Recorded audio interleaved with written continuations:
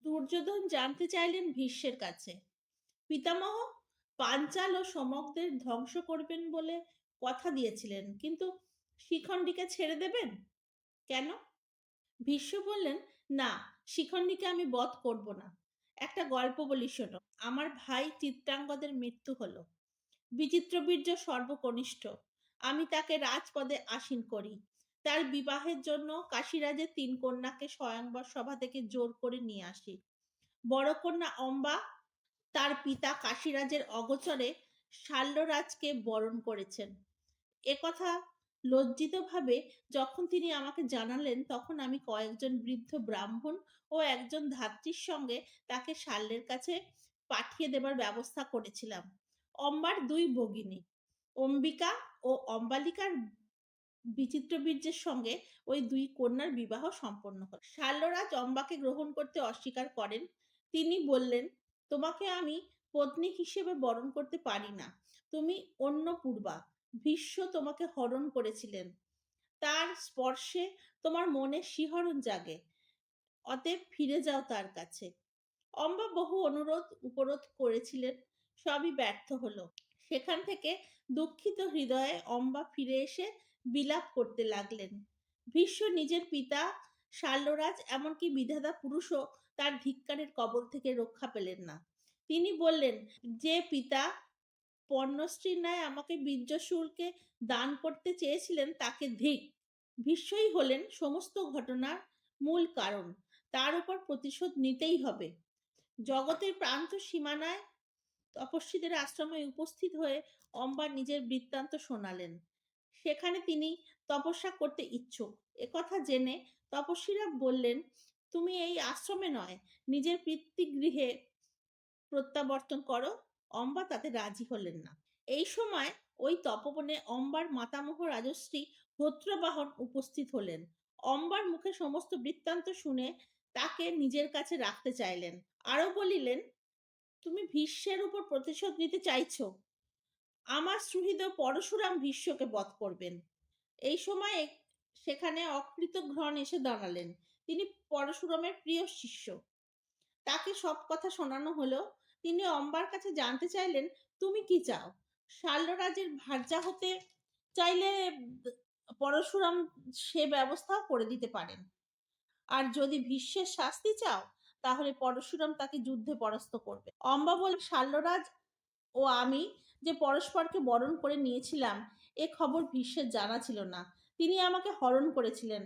এবার আপনি বিবেচনা করে দেখুন। অকৃতঘ্ন বললেন, ভীষ্ম তোমাকে হরণ করে হস্তিনাপুরে নিয়ে গিয়েছিলেন, তাই শল্যের কাছে অনুরোধ করে কোনো লাভ হবে না। নৈতিকতা অনুসারে ভীষ্মকেই শাস্তি পেতে হবে। পরদিন শিষ্য পরিবেষ্টিত হয়ে অগ্নির ন্যায় তেজস্বী পরশুরাম তপবনে এলেন। রূপবতী সুকুমারী অম্বার বৃত্তান্ত শুনে তার মনে দয়ার উদ্রেক হলো। তিনি বললেন, ভাবিনী, তুমি কি চাও? আমি ভীষ্মকে ডেকে পাঠাবো। আমার কথা তাকে রাখতে হবে। আর যদি অসম্মত হন, তাহলে তিনি এবং তার পারিষদবর্গের যুদ্ধে বিনাশ হবে। তাছাড়া তুমি বলো তো, শাল্যরাজাকেই ডেকে পাঠাচ্ছি। আমার আজ্ঞা অবজ্ঞা করতে পারবেন না। অম্বা বললেন, ভৃগুপুত্র, শাল্যের প্রতি আমার অনুরাগ জ্ঞাত হয়েই ভীষ্ম আমাকে তার কাছেই পাঠিয়ে দিয়েছিলেন। কিন্তু যেহেতু আমি অন্য পুরুষের স্পর্শ লাভ করেছি, তাই তার আশঙ্কা আমার চরিত্র খারাপ হয়ে গেছে। আপনি এবার যা বিবেচনা করবেন তাই হবে। তবে ভীষ্মকে বধ করাই আপনার উচিত, কারণ আমার এই দুর্দশার জন্য ভীষ্মকেই অপরাধী গণ্য করি। পরশুরাম রাজি হলেন। তিনি কুরুক্ষেত্র সরস্বতী নদীর তীরে এসে পৌঁছালেন। তার সঙ্গে অম্বা ও তপবনের ঋষিগণ। ভীষ্ম বলে চললেন, তৃতীয় দিনে দূত মারফত আমি পরশুরামের ডাক পেলাম। ব্রাহ্মণ ও পুরোহিত পরিবেষ্টিত হয়ে আমি গেলাম তার সঙ্গে দেখা করতে। আমি তাকে একটি ধেনু নিবেদন করলাম, তার পুজো করলাম। পরশুরাম এবার জিজ্ঞেস করলেন, ভীষ্ম, অম্বাকে তুমি জোর করে নিয়ে এসেছিলে, তাকে পরিত্যাগ করার কারণ কি? তুমি কি জানো তোমার স্পর্শ অম্বার শরীরে লেগেছে, তাই শাল্য তাকে কুলোটা বলে বিদায় জানিয়েছে?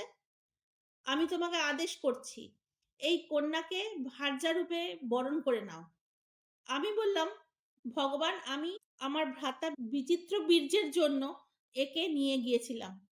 কিন্তু যখন জানলাম যে শাল্যের প্রতি তিনি অনুরক্ত, তখন তাকে মুক্তি দিই। তিনি শাল্যের কাছে ফিরে যান।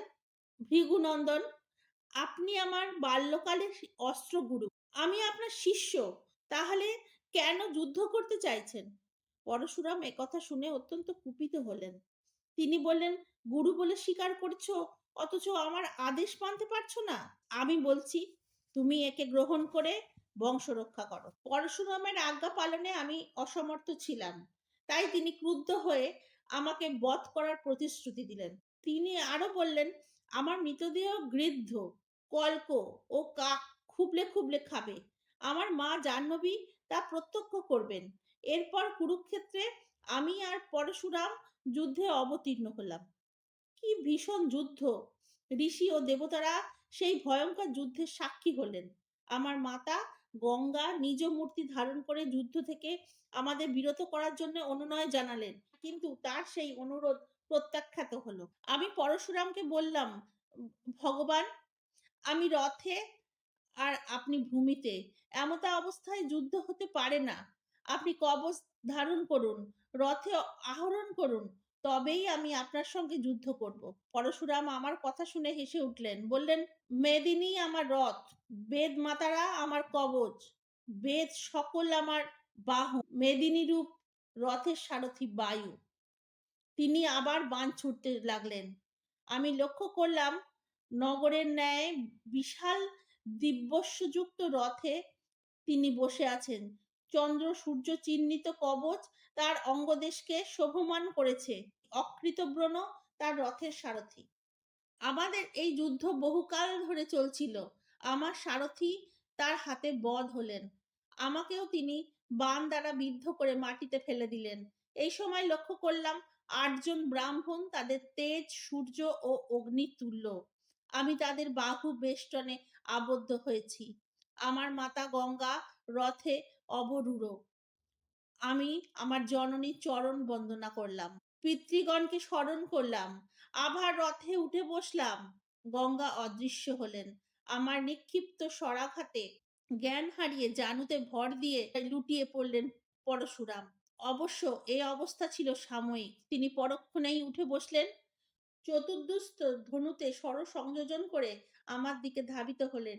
এই দৃশ্য দেখে মহর্ষিরা তাকে নিরস্ত্র করলেন। রাত্রিকালে ঘুমের ঘোরে স্বপ্নে জানতে পারলাম পরশুরাম আমাকে বধ করতে পারতেন না। এই যুদ্ধে আমি জিতব। আগের দেখা সেই ৮ জন ব্রাহ্মণ স্বপ্নে আমার সাথে এসে দাঁড়ালেন। তারা বললেন, পরশুরামকে তুমি বধ করতে পারবে না, কিন্তু প্রস্বাপন অস্ত্রের সাহায্যে তাকে নিদ্রিত করতে পারবে।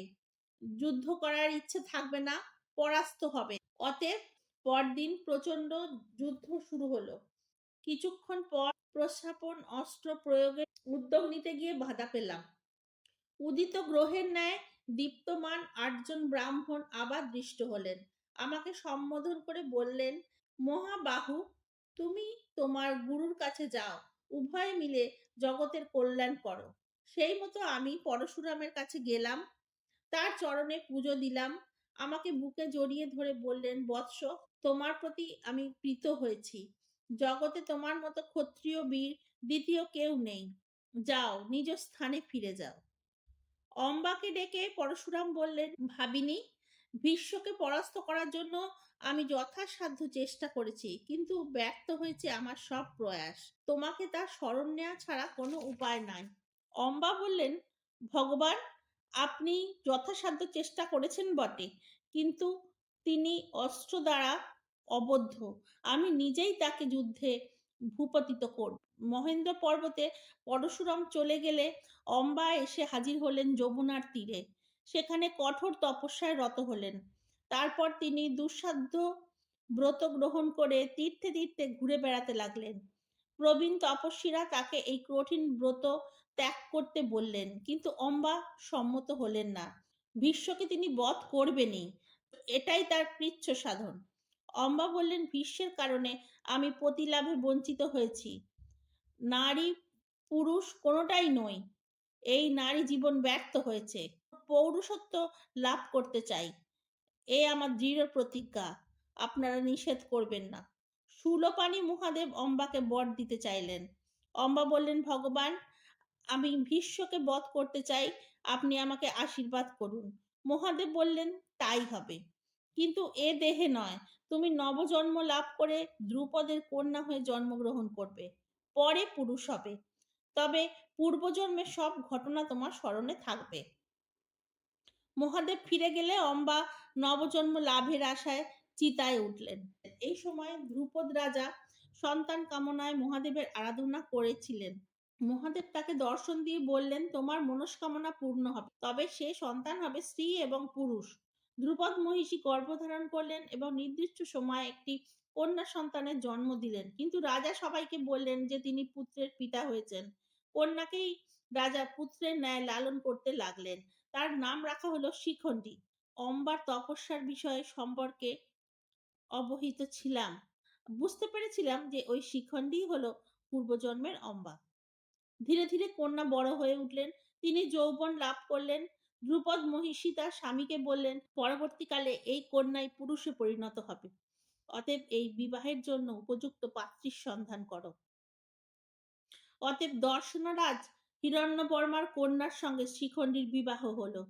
কিছুকাল পর হিরণ্যবর্মার কন্যা তার পিতাকে দাসীর মাধ্যমে জানালেন যে ধ্রুপদ নন্দন নয়, ধ্রুপদ নন্দিনী শিখণ্ডীর সঙ্গে তার বিবাহ হয়েছে। এই সংবাদ শুনে হিরণ্যবর্মা অত্যন্ত রেগে গেলেন। তিনি ধ্রুপদ রাজকে শাসিয়ে বললেন, আপনি আমাকে ঠকিয়েছেন, এর প্রতিশোধ আমি নেব। আপনাকে সপরিবারে সবান্ধবে বধ করব। এই হুমকি শুনে ধ্রুপদ মনে মনে ঘাবড়ে গেলেন। তিনি তার মহিষীকে সব জানালেন। রানী বললেন, মহারাজ, আমি পুত্রহীন। সব পত্নীদের ব্যঙ্গ বিদ্রুপকে অগ্রাহ্য করার জন্য শিখণ্ডিনীকে পুরুষ বলে সবাইকে জানিয়েছি। তাছাড়া শূলপাণি বলেছিলেন আমাদের কন্যা কিছুকাল পরে পুরুষত্ব লাভ করবে। যাই হোক, তুমি রাজ্যের চারদিকে কড়া প্রহরার ব্যবস্থা করো, দেবতাদের তুষ্ট করো, হোমযজ্ঞের ব্যবস্থা করো। পিতামাতার এই কথা শুনে শিখণ্ডিনী ভাবলেন, আমার জন্য তাদের এই বিড়ম্বনা, আমার বেঁচে থেকে কি লাভ, মৃত্যু শ্রেয়। শিখণ্ডিনী বাবা মাকে ত্যাগ করলেন, গভীর বনে চলে গেলেন। সেখানে স্থূণাকর্ণ নামে এক যক্ষের পুরী ছিল। শিখণ্ডিনী সে গৃহে আশ্রয় নিলেন। তিনি ব্রত গ্রহণ করে অনাহারে সময় কাটালেন। শুষ্ক হলো তার তনুবাহার। জীর্ণ শীর্ণ শিখণ্ডীকে দেখে যক্ষের মনে দয়ার উদ্রেক হলো। তিনি শিখণ্ডিনীর সামনে দাঁড়ালেন, বললেন, কেন তোমার এই কৃচ্ছ সাধন, কি চাও তুমি? শিখণ্ডিনী তার মনোবাসনার কথা তাকে জানালেন। সব শুনে যক্ষ বললেন, আমি কুবেরের অনুচর, তোমার অভীষ্ট পূরণ করতে পারি, তবে একটা শর্ত, তোমার পিতার রাজ্য ও অন্যান্যরা সুরক্ষিত হবার পর তোমাকে আমার পৌরসত্ব ফিরিয়ে দিতে হবে। তোমাকে পূর্বের ন্যায় নারী হতে হবে। শিখণ্ডিনী রাজি হলে তাদের দুজনের মধ্যে লিঙ্গ বিনিময় হলো। সুপাকর্ণ নারী রূপ লাভ করলেন আর শিখণ্ডী পুরুষ হয়ে পিতৃগৃহে ফিরে গেলেন। ধ্রুপদ অত্যন্ত আনন্দ লাভ করলেন। তিনি দশার্ণ রাজাকে খবর দিলেন, আপনাকে আমি প্রতারিত করিনি, আমার পুত্রের পুরুষত্ব আছে, পরীক্ষা করে নিতে পারেন। লোকের কথায় কান দিয়ে আপনি হীন বিবেচনা করেছেন। রাজা হিরণবর্ম শিখণ্ডীকে যাচাই করার জন্য কয়েকজন যুবতী নারীকে তার কাছে পাঠালেন। সুন্দরী যুবতীরা শিখণ্ডীকে পরীক্ষা করলেন। তারা কোনো ত্রুটি না পেয়ে খুশি মনে ফিরে গেলেন। দশার্ণরাজ আনন্দিত হলেন। তিনি বৈবাহিক দ্রুপদের ভবনে এলেন, কন্যাকে ভৎসনা করলেন। কয়েকদিন সেখানে কাটিয়ে ফিরে গেলেন নিজের আলয়ে। কিছুদিন পরে যক্ষের পুরীতে কুবেরের আগমন ঘটল। স্থূণাকর্ণ এই সংবাদ পেয়েও তার সঙ্গে দেখা করতে এলেন না। কুবের অবাক হয়ে গেলেন। তিনি যক্ষের অনুচরদের কাছে জানতে চাইলেন, বদবুদ্ধি স্থূণাকর্ণ কোথায় গেল? সে আমার সামনে আসছে না কেন? অনুচরেরা জানান, ধ্রুপদের কন্যা শিখণ্ডিনীকে কোনো কারণে স্থূণাকর্ণ নিজের পৌরষের বিনিময়ে তার নারীত্ব দিয়েছেন। তিনি এখন স্ত্রী। তিনি এখন স্ত্রী। লজ্জায় আপনার সামনে আসতে পারছেন না। গৃহের মধ্যে মুখ লুকিয়েছেন। কুবের ওই দক্ষদের আদেশ করলেন, স্থূণাকর্ণকে নিয়ে এসো। সুনাকর্ণ এলে কুবের তার ক্রোধ উগরে দিলেন। বললেন, পাপিষ্ঠ, যক্ষগণের অপমান করছো তুমি। তুমি আর তোমার পৌরসত্ব ফিরে পাবে না। নারী হয়েই থাকবে। আমি এই অভিশাপই দিচ্ছি। আর ধ্রুপদ কন্যাও পুরুষ হয়েই থাকবে। শিখণ্ডীর মৃত্যু না হলে তুমি তোমার পূর্বরূপ ফিরে পাবে না। এই বলে কুবের ফিরে গেলেন নিজ পুরীতে। নিজের অভীষ্ট কাজ পূরণের পর শর্তানুযায়ী শিখণ্ডী ফিরে এলেন স্থূণাকর্ণের কাছে। তিনি তার পুরুষ লক্ষণ ফিরিয়ে দিতে চাইলেন। স্থূণকর্ণ বললেন, আমি প্রীত হয়েছি। তারপর কুবেরের অভিশাপের কথা জানিয়ে বললেন, দৈবের লিখন কেউ খণ্ডাতে পারে না। অতএব আমাকে স্ত্রীরূপেই কাটাতে হবে। তুমি মুক্ত রাজপুত্র, নির্দ্বিধায় যেখানে খুশি বিচরণ করো। শিখণ্ডী অত্যন্ত আনন্দিত হলেন। পুলকিত মনে ফিরে গেলেন রাজপ্রাসাদে। শিখণ্ডী পরে দ্রোণাচার্যের কাছে অস্ত্র শিক্ষা লাভ করলেন। ধীরে ধীরে ধৃষ্টদ্যুম্ন ও শিখণ্ডী চতুষ্পদ ধনুর্বেদ শিক্ষা আয়ত্ত করলেন। অম্বা বৃত্তান্ত এখানেই শেষ। ভীষ্ম বললেন, মহাবাহু, এসব সংবাদ আমার গোচরে এলো কি করে জানো? ধ্রুপদ রাজভবনে আমি গুপ্তচরদের পাঠাতাম। তাদের কেউ অন্ধ, কেউ কালা, কেউ বা জড়বুদ্ধি সম্পন্ন।